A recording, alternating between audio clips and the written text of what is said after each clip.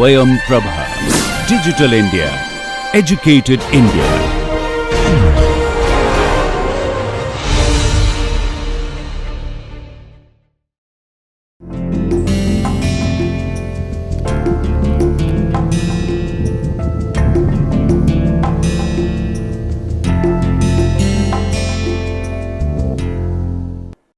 So far we have looked at vector operations like vector sum, subtracting a vector from another vector and product of vectors.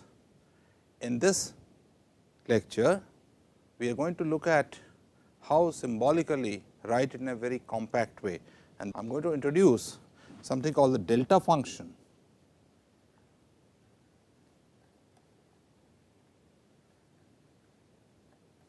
And Levi-Civita symbol. This I am going to denote as delta I j, and this I am going to denote as I j k, where I, j or k vary over 1, 2 and 3. That means, I could take values 1, 2 or 3, j could take values 1, 2 and 3 and so on. So, any subscript that I use here can take values 1, 2 and 3, and we are going to denote 1, we are going to use 1 for x coordinate, 2 for y coordinate and 3 for z coordinate.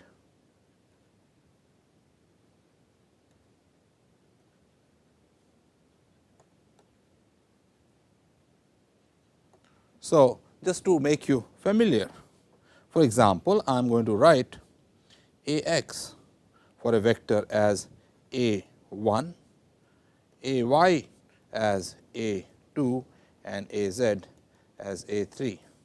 Writing in terms of 1, 2 and 3 makes life easy when we want to express quantities in a compact form. So, for example, vector a then could be written as summation I a I e I, where e I is unit vector in ith direction. So, you can see that if I expand it, it will be summation I varies from 1, 2, 3, a I, e I, and that becomes a 1, e 1 plus a 2, e 2 plus a 3, e 3, which when translated into our regular language of x, y and z, it will become a x I plus a y j plus a z k. So, this is just getting used to it, that I am going to denote x as 1, I am repeating it, y as 2 and z as 3, and any symbol subscript I, j, k, l, m, all of these vary over 1, 2 and 3. So, let me now introduce the delta symbol and Levi-Civita symbol. First, the delta symbol. Delta I j is going to be defined as, it is going to be 1 if I equals j. That means, delta 1 1 is 1, delta 1 2 we will see, delta 1 3 we will see what it is, delta 2 2 is 1, delta 3 3 is 1, delta 2 3, delta 2 1 and delta 3 1, delta 3 2. So, this part we have taken care of by writing delta 1 1 equals 1, delta 2 2 equals 1, delta 3 3 equals 1, and if delta I j is equal to 0, if I is not equal to j, and therefore, all these terms are going to be 0.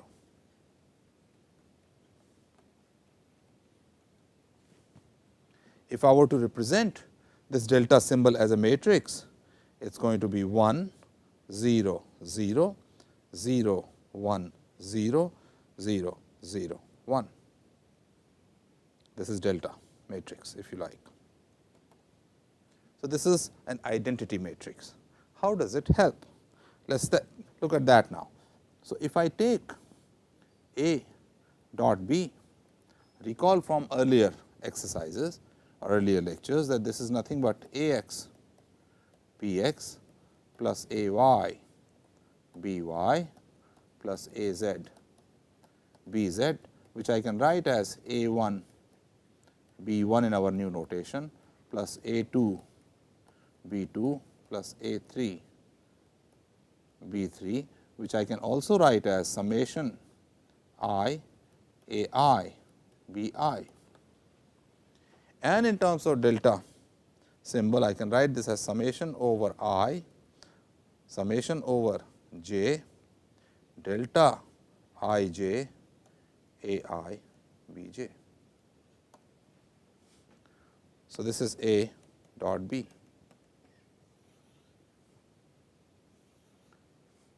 You can very easily see that it actually is the same thing as A x B x plus A y B y plus A z B z.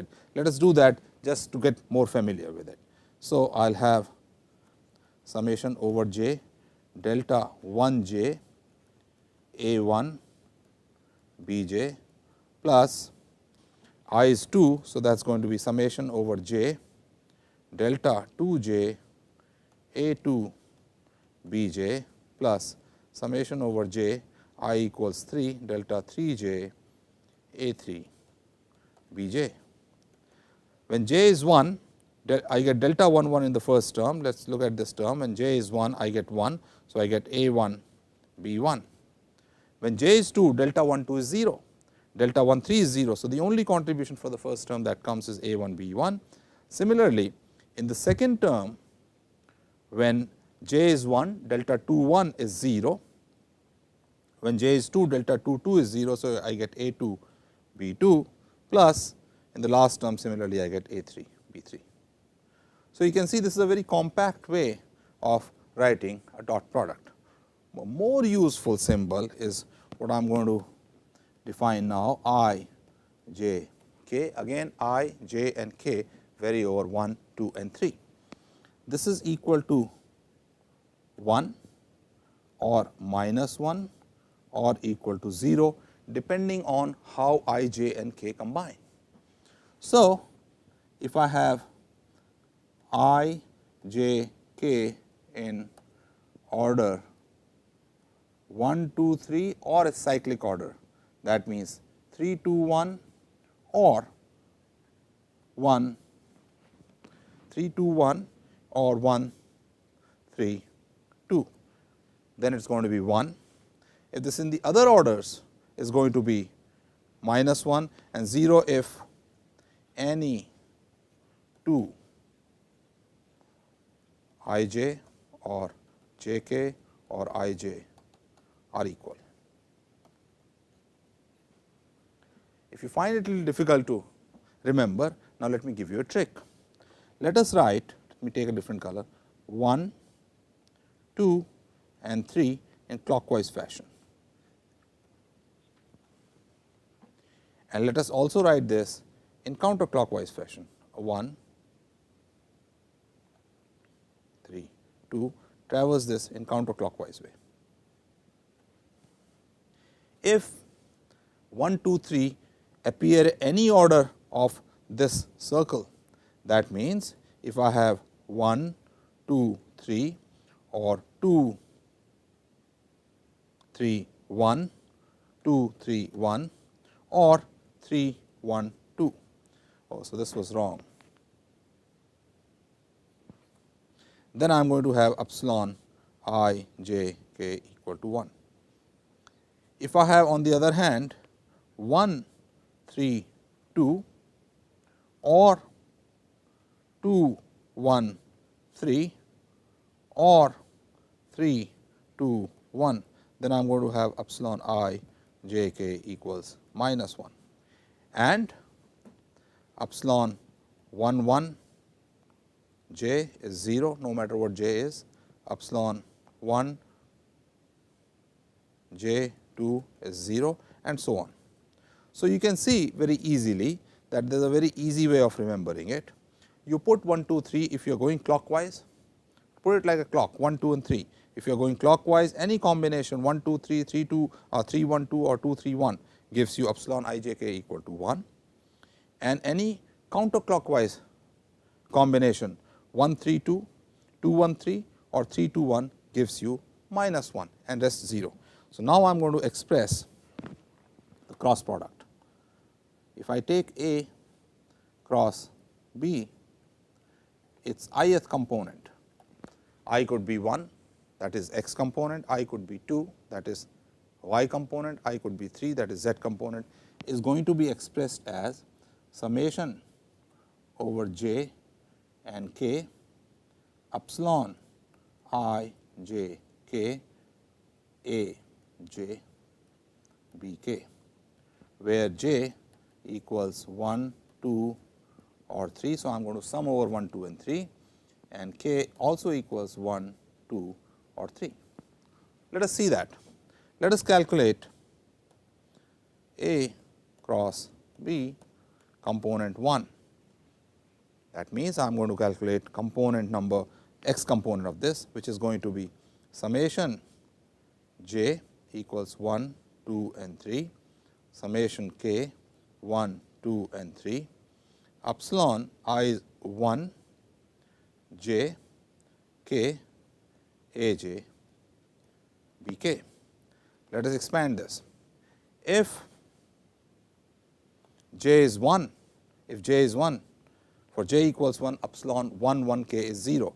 So, j could be either 2 or 3 only. So, I am going to have epsilon 1, 2 k summed over k, I have taken j equal to 2, A 2 b k, or j could be 3. So, summation j is 3 and k could be 1, 2 and 3, epsilon 1, 3 k A 3 b k.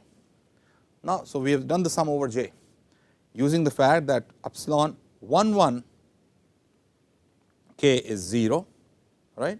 So, now, if I look at epsilon 1, 2 and k, that is this term, if k is 1, this is 0, because epsilon 1, 2, 1 is going to be 0. So, the only term that I am left with is 1, 2, 3 A 2 B 3 plus epsilon again the second term 1, 3 k. If k is 1, it is 0, if k is 3, it is 0. So, only choice I have is 1, 3, 2 A 3 B 2. Now, 1, 2, 3, let us make again our linear combination 1, the clock 1, 2, 3. If I go this way, it is 1, 1, 2, 3. If I go this way, it is minus 1. So, epsilon 1, 2, 3, I am going clockwise. So, it is going to be 1. So, it becomes A 2 B 3. 1, 3, 2 is the other way. So, that is going to be minus A 3 B 2, which is nothing but A y B z minus A z B y, which is the correct answer. So, you can see by using the symbol, I can very easily express all components in one simple formula like this. And then we are going to use the properties of these to prove various relationships. One property that we are going to use is going to be epsilon I j k epsilon I L m sum over I. That means, if I take epsilon 1 j k epsilon 1 L m plus epsilon 2 j k epsilon 2 L m plus epsilon 3 j k epsilon 3 L m, it is going to be equal to, and I am summing over I. So, I have summed over I delta j L delta k m minus delta j m delta k L. What I have done is, I have taken j and l in the first term and k and m, made their delta symbols, put them here. Then I took the other combination, that is j m and k l, put a minus sign and put the other delta functions. This is a very useful identity. So, let us now see how these definitions or expressing vectors like this